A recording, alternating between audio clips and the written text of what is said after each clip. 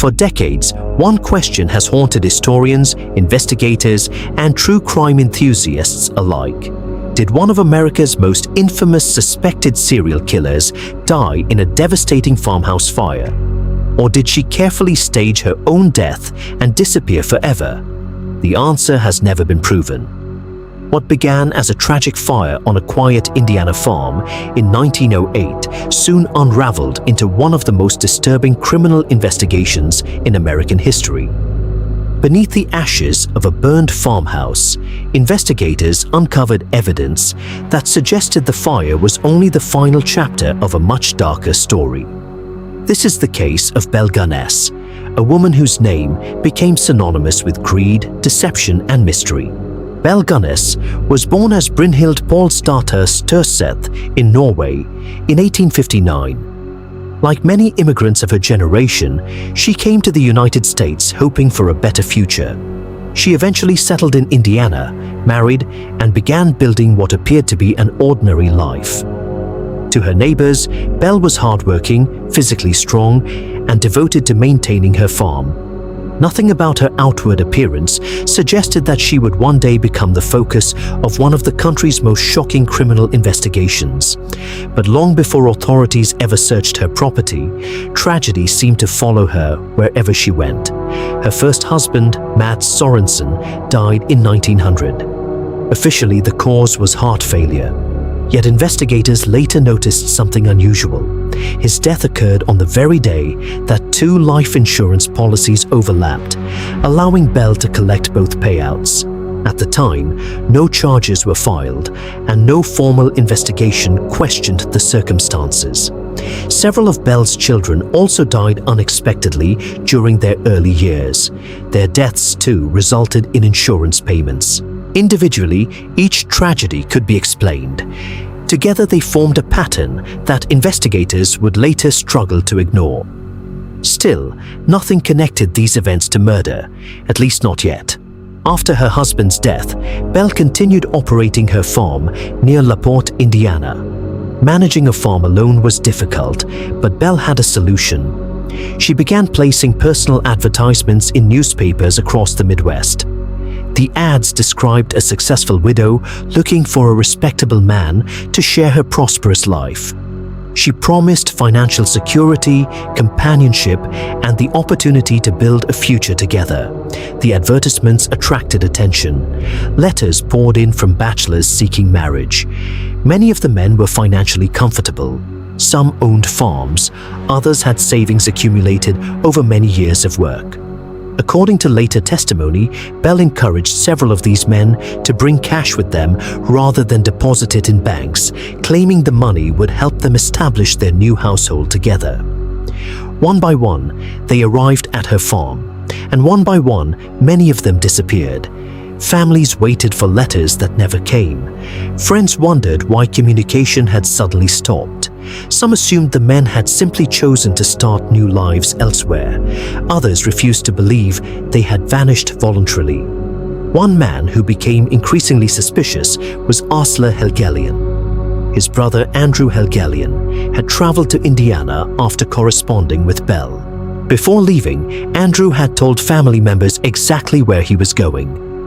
Then, silence. Arsla refused to accept that his brother would simply abandon his family without explanation. Determined to find answers, he traveled to Belle's farm himself. Belle insisted that Andrew had already left. She claimed she knew nothing about his whereabouts. Without evidence, there was little authorities could do. But Andrew's disappearance was no longer an isolated mystery. Other families began asking similar questions. Other men had also vanished after visiting the same farm. The similarities were becoming difficult to ignore.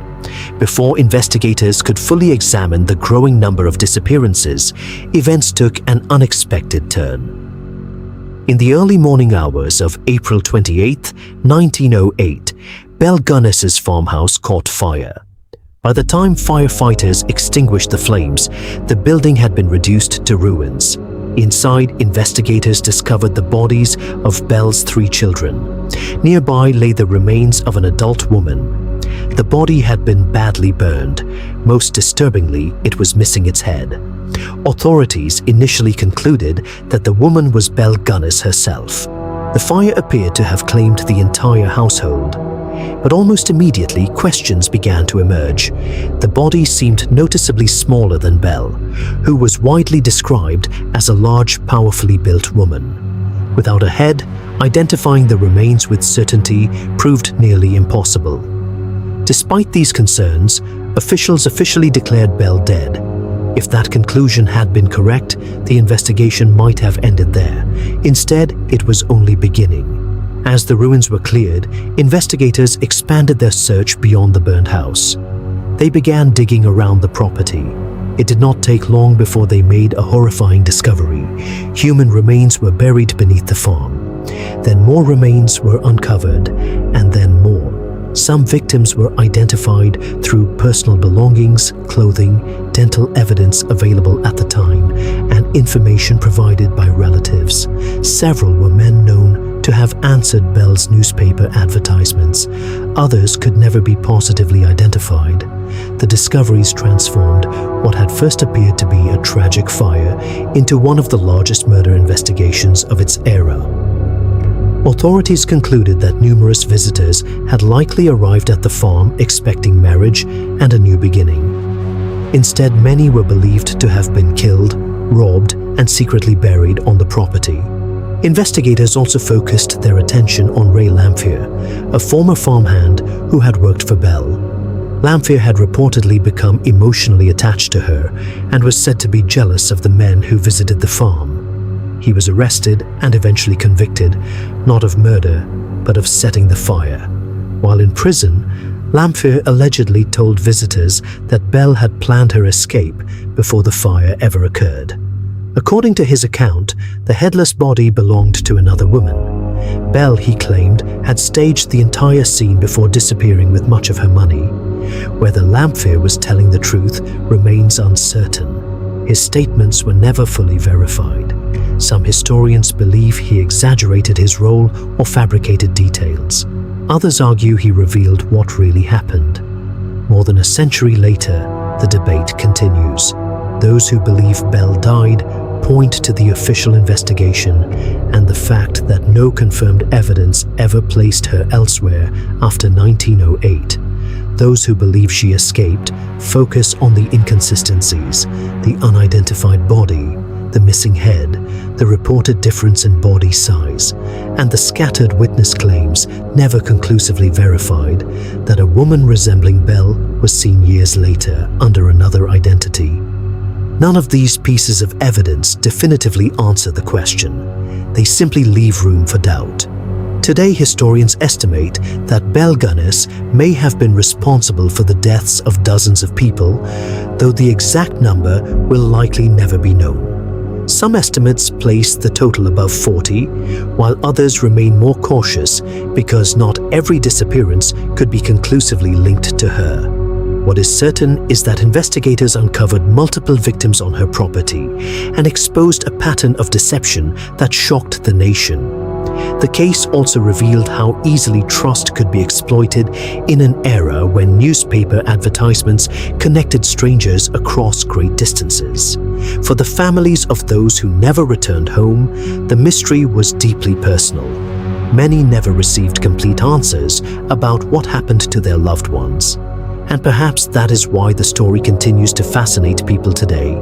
Not simply because of the crimes themselves, but because the final chapter remains unwritten. Did Belle Gunness perish in the flames of her own farmhouse?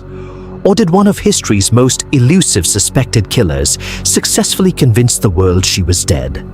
After more than a century, the evidence still points in two different directions. And unless new evidence is discovered, the truth may remain buried with the secrets of the Indiana farm, where one of America's greatest true crime mysteries began.